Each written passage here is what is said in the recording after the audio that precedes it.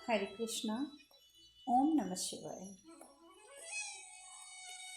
कल हमने कथा में विश्राम लिया था कि महादेव दशानन को वरदान देकर, ये तो मैंने बता ही दिया था कि दशानन ने भक्ति का वरदान मांगा था। दशानन को भक्ति का वरदान देकर जब वापस और माता पार्वती को कहते हैं कि मैं बहुत प्रसन्न हूँ पार्वती आज, क्योंकि तुमने खुद से ज़्यादा, स्वयं से ज़्यादा, स्वयं की इच्छाओं से ज़्यादा मेरे भक्त की पुकार को महत्व दिया, मुझे जाने की अनुमति दी, क्योंकि यदि मैं ना जाता तो मेरा भक्त के प्राण चले जाते। परंतु तुमने मेरे दायित्व को समझा, इस बात की मुझे बहुत प्रसन्नता है। और इसी प्रकार यदि हर व्यक्ति एक दूसरे के दायित्वों को समझेगा, उन्हें महत्व देगा, तो दायित्व पूर्ति बहुत आसान हो जाती है। वो माता पार्वती को ये भी कहते हैं कि मैं तुम्हें छोड़कर गया था, पर तुम मुझसे दूर नहीं हो, क्योंकि तुमसे दूर तो मैं जा ही नहीं सकता, क्योंकि तुम सदैव मेरे साथ रहती हो। इस झरने में, पर्वत में, वन में, मेघ में, वर्षा में, पुष्प में, मेरे मन में, मेरे अंदर, मेरे बाहर, हर जगह तुम रहती हो, क्योंकि तुम प्रकृति हो और मैं इस प्रकृति में हूँ। तो इसीलिए मैं कहता हूँ कि तुमसे दूर तो मैं एक क्षण को भी नहीं जाता। माता पार्वती ये सब बातें सुनकर बहुत प्रसन्न होती हैं। कहती हैं कि एक वैरागी के मुख से यदा कदा ये सब सुनने को मिलता है, लेकिन फिर भी बहुत प्रसन्नता होती है। चाहे कभी कभी सुनने को मिलता है, पर बहुत प्रसन्नता होती है मुझे। माता पार्वती फिर उसके बाद महादेव के समक्ष एक इच्छा रखती हैं कि आज हम चाहते हैं कि हम सब, पूरा परिवार एक साथ भोजन करें, क्या ये आपके लिए संभव है? और महादेव कहते हैं अवश्य पार्वती। और इस प्रकार से वो सब एक साथ भोजन करने के लिए बैठते हैं। सबके आसन एक साथ लगते हैं। महादेव, माता पार्वती, कार्तिकेय, अशोक सुंदरी, गणेश जी और नंदी जी, ये सब एक साथ बैठकर जब भोजन करते हैं तो ऊपर ब्रह्मलोक से ब्रह्मा जी कहते हैं कि देखो कितना सुंदर दृश्य है, कितना सुंदर दृश्य है। माता लक्ष्मी वो भी कहती हैं नारायण से कि नारायण, देवी पार्वती कब से इस घड़ी की प्रतीक्षा कर रही थी, कब से, कि कब मेरा पूरा परिवार एकत्र हो। और देखो स्वामी, आज वो घड़ी आ ही गई। नारायण कुछ जवाब नहीं देते, बस मुस्कुराते रहते हैं। और मुस्कुराते रहते हैं। उतनी देर में क्या होता है, सब देखते हैं कि अचानक ज़ोर से वर्षा होने लग जाती है। अशोक सुंदरी को तो सबसे ज़्यादा गुस्सा आता है, कहती है अभी आना था वर्षा को भी। कार्तिकेय भी, क्या रुक नहीं सकती थी थोड़ी देर ये वर्षा? इतना आनंद ले रहे थे हम लोग भोजन का, सारा आनंद हमारा खराब कर दिया। अब सिर्फ कार्तिकेय इतना नहीं बोलते, कार्तिकेय आगे ये भी कह देते हैं काश हमारे पास भी भवन होता, तो इस वर्षा से जो विघ्न आज उत्पन्न हुआ है, ये विघ्न उत्पन्न ना होता। महादेव कार्तिकेय का चेहरा देखते हैं कि इस समय जो भी है पूरा परिवार एकत्रित है, और कार्तिकेय का ध्यान इस ओर जा रहा है कि काश मेरे पास भवन होता। शायद उसका कारण ये भी था क्योंकि बचपन में वो पहले कृतिका लोक में रहा, फिर उसके बाद जब वो दक्षिण चला गया तो वहाँ राजा के महल में रहा। तो शायद कार्तिकेय के मन में यही था कि महल में रहने से हमें प्रकृति से भी सुरक्षा प्राप्त हो जाती है और इस प्रकार के विघ्न भी उत्पन्न नहीं होते। पर भगवान शिव कुछ नहीं कहते, सिर्फ मुस्कुरा देते हैं। तो नंदी कहती हैं चलिए कुमार, कंदरा में शरण लेते हैं, क्योंकि कंदरा मीन्स गुफा, गुफा में हम शरण ले लेते हैं, वहाँ पे तो वर्षा का प्रभाव नहीं पड़ेगा, चलिए वहाँ बैठ के आनंद से भोजन करते हैं। अब भगवान शिव जब जैसे ही सब उठ जाते हैं, यहाँ तक कि माता पार्वती भी उठ जाती हैं, तब महादेव कहते हैं कि आप सब इतना विचलित क्यों हो रहे हो? ये वर्षा तो प्रकृति का रूप है, और प्रकृति के प्रत्येक रूप के पीछे कोई ना कोई उद्देश्य अवश्य होता है। प्रकृति ने हमें विघ्न डालने हेतु नहीं, बल्कि इसे एक नई परिभाषा देने हेतु वर्षा का रूप धारण किया है। वर्षा ने एक नया रूप धारण किया है, हमें एक नई परिभाषा देने के लिए। तुम लोग खुद सोचो, यदि वर्षा में बैठकर हम ये भीगते हुए मोदक खाएं तो कितना आनंद आएगा, एक नया अनुभव मिलेगा ना। बताओ ज़रा, कभी खाए तुम लोगों ने वर्षा में भीगते हुए मोदक? और ये कह के महादेव मोदक उठाते हैं और बड़े मज़े से खाने शुरू हो जाते हैं। तो वो सब लोग खड़े होकर महादेव को देखते रहते हैं। तो महादेव कहते हैं, अरे देख क्या रहे हो, खाकर तो देखो। अब जब वो कहते हैं खाकर देखो, तो सबसे पहले गणेश जी बैठते हैं। गणेश जी मोदक उठाते हैं, प्लेट में से खाना शुरू कर देते हैं, खाते हैं तो कहते हैं, वाह पिताजी, आपने सही कहा था, वर्षा में भीगते हुए खाने का तो आनंद ही कुछ और है। जब गणेश जी भी ये बात बोलते हैं तो सब प्रसन्न हो जाते हैं। अब कार्तिकेय जी भी बैठ जाते हैं।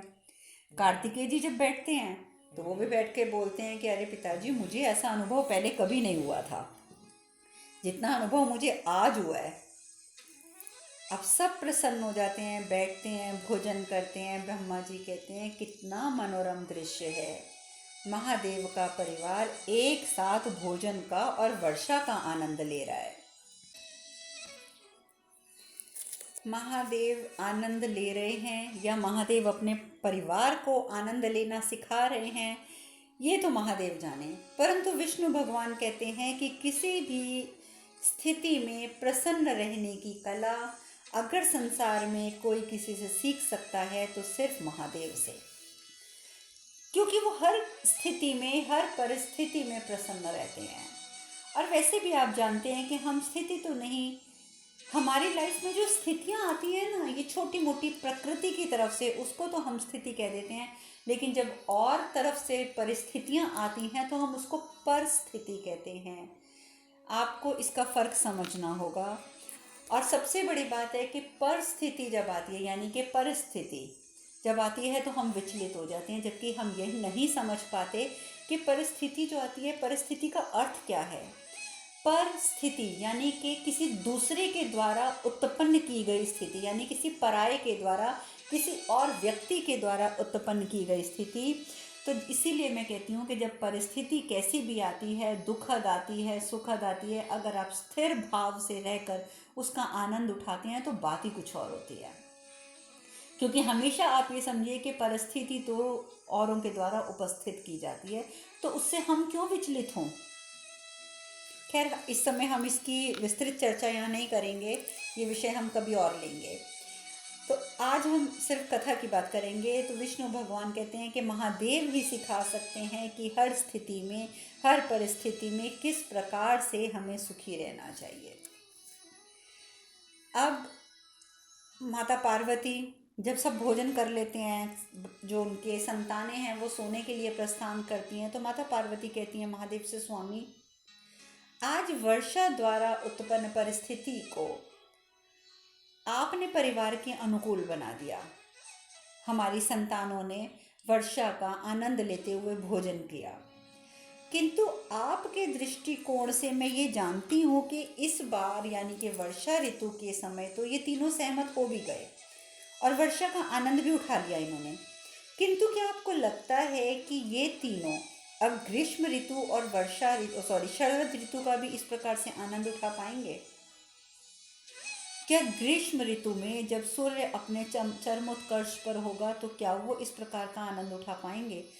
शीत ऋतु में जब यहाँ पर चारों ओर बर्फ और ज़्यादा जम जाएगी, शीत लहर चलेगी, तो क्या आपकी संतानें उसे सहन कर पाएंगे? क्या आपको ऐसा नहीं लगता कि माता पिता होने के नाते अपनी संतान को सुरक्षित रखना हमारा दायित्व है? क्या आपको ऐसा नहीं लगता? क्या आपको ये नहीं लगता कि उन तीनों के लिए अब एक भवन का निर्माण अनिवार्य है? क्योंकि जब तक वो छोटे थे तब तक हम उन्हें कंदराओं में लेके बैठ जाते थे और उन्होंने कभी हमसे, हमारे सामने प्रश्न नहीं रखा। परंतु आज जिस प्रकार से कार्तिकेय ने ये प्रश्न उठाया कि हमारे पास भी भवन होता तो ये विघ्न उत्पन्न ना होता, तो आपको नहीं लगता कि हमें अपनी बच्चों की इच्छाओं को पूर्ति करने के लिए भवन का निर्माण करना चाहिए? माता पार्वती ये बात पूछती हैं जब महादेव से। महादेव कुछ नहीं कहते, मुस्कुराने लगते हैं। माता पार्वती कहती हैं कि स्वामी, हमने अपने लिए आपसे कभी कुछ नहीं मांगा, हमारा सारा सुख तो आप हैं, पर हमारी 3 संतानें हैं और हमें उनकी चिंता रहती है। और स्वामी अब समय आ गया है कि कैलाश पर एक भवन निर्माण किया जाए। भवन परिवार की एक महत्वपूर्ण आवश्यकता है। विवाह से पूर्व आप कहीं पर भी रह सकते हैं, कैसे भी रह सकते हैं, परंतु स्वामी अब आपका भी एक परिवार है और परिवार की घनिष्ठता के लिए भी एक भवन का होना आवश्यक है। महादेव बहुत धैर्यपूर्वक ये सब बातें सुनते हैं माता पार्वती की। माता पार्वती की सारी बात सुनकर प्रभु कहते हैं पार्वती, तुम तो स्वयं प्रकृति हो। तुम्हें इस सत्य का बोध भी है कि जब हमारे पास प्रकृति की गोद है तो भवन की आवश्यकता क्यों? प्रकृति से सुंदर ग्रह तो कोई हो ही नहीं सकता। ग्रीष्म ऋतु में इतने घने वृक्ष हैं जो हमें छाया प्रदान करते हैं। नदी का शीतल जल है जो हमारे शरीर को शीतल रखता है। अनेक कंदराएं हैं कैलाश पर जो न केवल ग्रीष्म ऋतु में अपितु शरद और वर्षा ऋतु में हमें सुरक्षित रखती हैं, हमें शरण देती हैं ये कंदराएं। और जहाँ तक सवाल है घनिष्ठता का, तो परिवार के सदस्यों में आपसी व्यवहार इसके ऊपर निर्भर करती है ये घनिष्ठता, उनके आपसी व्यवहार पर, ना कि भवन पर। माता पिता अपने संतान को कैसे शिक्षा प्रदान करते हैं, उन्हें प्रेम की ओर कैसे प्रोत्साहित करते हैं। पार्वती, घनिष्ठता कभी भी प्राचीर से विभाजित कक्षों द्वारा निर्धारित नहीं की जा सकती। वो माता पिता के द्वारा दी गई शिक्षाओं से उससे निर्धारित होती है। माता पिता किस प्रकार का व्यवहार सिखाते हैं अपने संतानों को, उस पर निर्धारित करती है। आपसी व्यवहार क्या है एक दूसरे के साथ, उस पर घनिष्ठता निर्भर करती है, किसी भवन पर नहीं निर्भर करती। वो भवन जो प्राचीरों के द्वारा यानी दीवारों के द्वारा अलग अलग कक्षों में विभाजित रहता है। माता पार्वती ये बातें सुनकर कुछ नहीं कह पाती हैं, चुप हो जाती हैं, पर उनका मन उदास हो जाता है, उद्गिन्न हो जाती हैं। उसी समय गणेश जी आते हैं और कहते हैं, माँ माँ जल्दी चलिए, देखिए हमसे मिलने कौन आया है। माता पार्वती कहती हैं, कौन आया है पुत्र? गणेश जी कहते हैं, नानी माँ आई हैं। माता पार्वती का चाहे जितना भी मन उद्विग्न था इस समय महादेव की बातों से, परंतु अपनी माता के आगमन की सूचना से वो प्रसन्न हो जाती हैं। गणेश कहती हैं, चलिए ना माँ, देखिए नानी माँ हमारे लिए कितने सारे उपहार लेकर आई हैं, चलिए ना। और इस प्रकार से वो नानी माँ से मिलने के लिए, यानी कि माता पार्वती अपनी माता से मिलने के लिए चल पड़ती हैं, महादेव भी चल पड़ते हैं। उधर दूसरी ओर जब वर्षा आ रही थी तो दशानन वरदान लेने के बाद जब अपने महल की ओर जा रहा था तो रास्ते में ही वर्षा हो गई थी। और आप जानते हैं कि जब दशानन वर्षा में भीगा तो वो जल्दी जल्दी चलता हुआ अपने राजभवन में गया।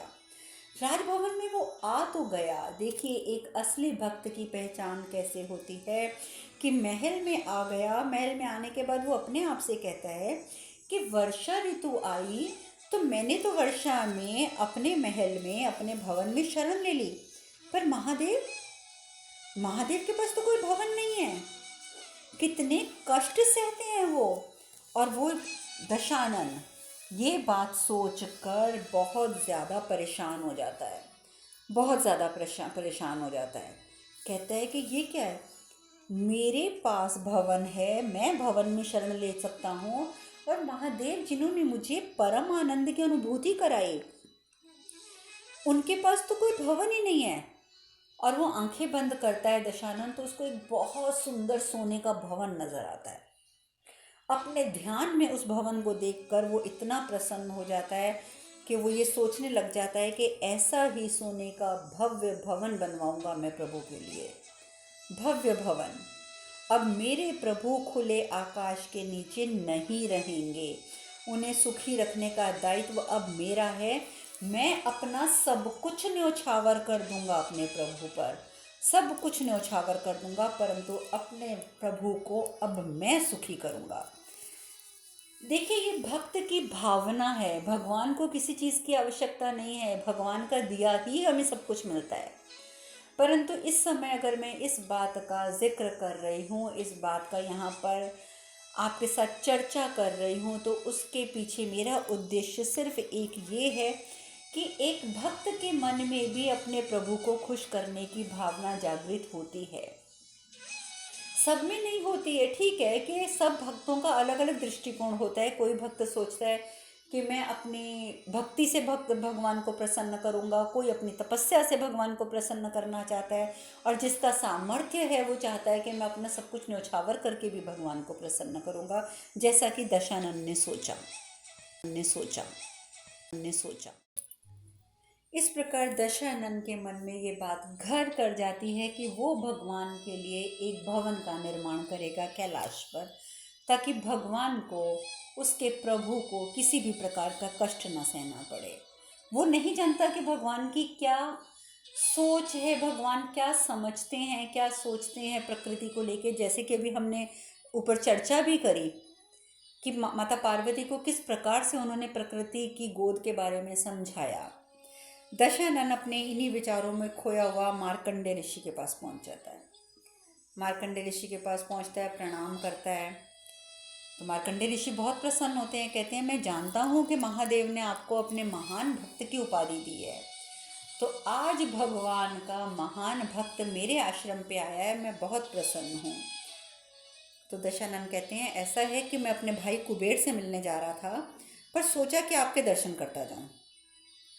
तो मार्कंडेय ऋषि कहती हैं ये तो मेरा सौभाग्य है कि आप मेरे आश्रम में आए, बताइए मैं आपकी क्या सेवा कर सकता हूँ। और ये कह के वो बहुत ही फल और जो भी चीज़ उनके आश्रम में उपलब्ध होती है खाने की, वो सब कुछ दशानन, क्योंकि दशानन एक राजा भी है, उनके सामने प्रस्तुत करते हैं। दशानन कुछ नहीं खाते, चुपचाप बैठे रहते हैं। मार्कंडेय ऋषि बोलते हैं क्या बात है दशानन, आप कुछ परेशान लग रहे हैं, चिंतित लग रहे हैं, क्या चिंता है आपको। दशानन कहते हैं कि कितने कल्पों से आप महादेव की उपासना कर रहे हैं। बहुत ज़्यादा कल्पों से कर रहे हैं, इतना तो मैं जानता हूँ। तो मैं आपसे एक बात जानना चाहता हूँ मार्कंडेय ऋषि, आप ये बताइए कि कैलाश कहाँ है, वहाँ तक कैसे पहुँचा जा सकता है, और कैसा लगता है महादेव के कैलाश पर जब कोई व्यक्ति महादेव के समीप पहुँचता है। तो मैं ये सब कुछ जानना चाहता हूँ। मार्कंडेय ऋषि कहते हैं दशानन, कैलाश पहुंचकर मन के सारे विकार मिट जाते हैं, हमें परमानंद की प्राप्ति होती है, ज्ञान की प्राप्ति होती है, और महादेव तो हमें अपने सत्य से परिचित करवाते हैं। और जब वो ज्ञान सभाएं करते हैं तो मैं वहाँ ज़रूर उपस्थित होता हूँ, उनसे अत्यधिक ज्ञान की प्राप्ति होती है। परंतु क्या हुआ दशानन, क्योंकि दशानन बहुत चुप होकर और ध्यान से बातें सुनता है, तो इसलिए मार्कंडेय ऋषि पूछते हैं क्या हुआ दशानन। दशानन कहता है ये कैसी भक्ति है मार्कंडेय ऋषि, मैंने आपके मुख से ये तो सुना कि आपने महादेव से क्या क्या पाया, आपने ज्ञान पाया, आपने परमानंद पाया, आपने परम शांति पाई, परंतु मैंने आपके मुख से अभी तक एक बार भी ये नहीं सुना कि आपने महादेव को क्या दिया। ये तो आपने बताया कि आपने क्या क्या पाया, पर ये तो आपने अभी तक एक बार भी नहीं बताया कि आपने महादेव को क्या दिया। मार्कंडेय ऋषि कहते हैं किंतु महादेव को भक्त की भक्ति के अतिरिक्त तो और कुछ चाहिए ही नहीं, वो तो बैरागी हैं, उनकी तो कोई आवश्यकता ही नहीं है। दशानन कहते हैं अरे वाह, कभी आपने पूछा उनसे, कभी आपने या आपके किसी भी शिष्य ने या भक्त ने पूछा कि प्रभु आपको क्या चाहिए, प्रयत्न भी किया कुछ करने के लिए, प्रयत्न किया कभी कुछ उन्हें देने के लिए। वैरागी हैं महादेव, वैरागी तो आप भी हैं मार्कंडेय ऋषि, आप भी तो वैरागी हैं ना, फिर आपके पास ये आश्रम क्यों है, आपने आश्रम क्यों बनवाया है, क्यों नहीं रहते आप महादेव की भांति खुले में। आप खुद बताइए, यदि आपको अपनी सुख सुविधा का ध्यान है तो आपको महादेव की सुख सुविधा का ध्यान क्यों नहीं है। आपके मन में ये कभी क्यों नहीं आया कि महादेव की सुख सुविधा का ध्यान रखना आपका कर्तव्य है। खैर छोड़िए, अब मैं महादेव के लिए कुछ ना कुछ करूँगा, और कुछ ना कुछ नहीं, मैं महादेव के लिए सब कुछ करूँगा। मैं संसार को दिखा दूंगा कि प्रभु के प्रति, अपने प्रभु के प्रति अपने प्रेम की अभिव्यक्ति कैसे प्रकट की जानी चाहिए, बता दूंगा मैं। देखिए ऋषिवर, जाप, श्रवण, कीर्तन, ये जो कुछ आप करते हैं ना, इन सबसे केवल भक्त का लाभ होता है। किंतु अब मैं अपना जीवन प्रभु के जीवन को सुखमय बनाने के लिए समर्पित करूंगा। तब आपको फर्क पता चलेगा कि अपने लिए करना और प्रभु के लिए करना, इन दोनों बातों में कितना अंतर है। सबसे पहले तो अब मुझे अपने प्रभु के लिए एक भव्य महल का निर्माण करना है। अब मैं सबसे पहले वही करूँगा। मार्कंडे ऋषि कहते हैं, दशानन, महादेव की सेवा का कोई एक मार्ग निर्धारित नहीं है। प्रेम और श्रद्धा होनी चाहिए जो हम ऋषियों में है। आप में भी है दशानन, मैं ये नहीं कहता आप में नहीं है, आप में भी है। अगर आपको उनके लिए महल बनवाकर प्रसन्नता मिलती है तो आप अवश्य बनाइए। किंतु एक बात बताऊं दशानन, महादेव महल की भव्यता से नहीं बल्कि आपकी महल बनवाने की मंशा से प्रसन्न होंगे। उन्हें ये बात प्रसन्नता नहीं देगी कि आपने कितना बड़ा महल बनाया। महादेव को प्रसन्नता अगर कोई चीज़ देगी तो वो ये चीज़ देगी कि उनके भक्त ने ये बात सोची, उनके भक्त की ये मंशा थी। ये चीज़ महादेव को प्रसन्न करेगी। दशानन कहते हैं, ठीक है, मैं अपने भ्राता कुबेर के साथ मिलने अलकापुरी जा रहा हूँ। उसको मिलने के पश्चात मैं कैलाश पर जाऊँगा, प्रभु के धाम। और ये कहकर वो चले जाते हैं भगवान को और मार्कंडे जी को प्रणाम करके। अब उनके मन में तीव्र इच्छा है कि वो अपने भ्राता कुबेर से मिलें, कुबेर से धन की प्राप्ति करके, यानी कि सोने की एक वो लंका और लंका तो नहीं, ये तो बाद की बात है, वो सोने का एक भवन बनवाना चाहते हैं महादेव के लिए। इसी मंशा से वो कुबेर से मिलने जाते हैं। आप सब जानते हैं कि कुबेर जी जो हैं वो हमारे धन धान्य के देवता हैं। उनका जो कार्य है वो धन धान्य से संबंधित है। तो यानी कि पूरे संसार का जो अधिकतम धन एकत्र हुआ है वो सारा धन धान्य कुबेर जी के पास होता है। और उन्हीं की आराधना से लोग कुबेर के द्वारा, कहते हैं ना कि हमने कुबेर की आराधना की, तो इसी प्रकार से वो धन धान्य की प्राप्ति के लिए कुबेर जी की आराधना करके धन प्राप्त करते हैं। और इस प्रकार से दशानन जो हैं वो प्रस्थान कर देते हैं। उधर जब नानी आ जाती हैं, बच्चों की नानी यानी माता पार्वती की माता, तो माता के सामने बहुत प्रसन्न है गणेश जी। कहते हैं, देखो देखो ना माँ, नानी कितने कितने उपहार लेके आई हैं। माता पार्वती तो मैंने बता दिया कि महादेव की बातों से उत्तीर्ण थी वो कहती है, माँ आप इतने उपहार लाई हैं, आप ये उपहार वापस ले जाइए। तो वो कहती हैं, थोड़ा सा मैनावती को हैरानगी भी होती है। मैनावती बोलती है, पहले तो वो महादेव के पास जाकर प्रणाम करके कहती हैं कि महादेव, आपको तो किसी चीज़ की आवश्यकता नहीं है, तो इसलिए हम आपके लिए कोई उपहार नहीं लाए हैं। हम खीर बनाकर लाए हैं, जैसी खीर आपको पसंद है। परंतु हम पार्वती के लिए, अशोक सुंदरी के लिए ढेरों वस्त्र और आभूषण लाए हैं, कार्तिकेय के लिए आभूषण और वस्त्र, गणेश के लिए, और साथ ही मोदक और जो जो वस्तुएं खाने की गणेश को पसंद है हम वो सब बनवा कर लाए हैं। तो माता पार्वती का मन तो ठीक होता नहीं है। वो कहती है, माँ आप ये सब वस्तुएं वापस ले जाइए। मैनावती बड़ी हैरान होती है, कहती है, क्या बात है पुत्री, क्या तुम्हें हमारे उपहार पसंद नहीं आए?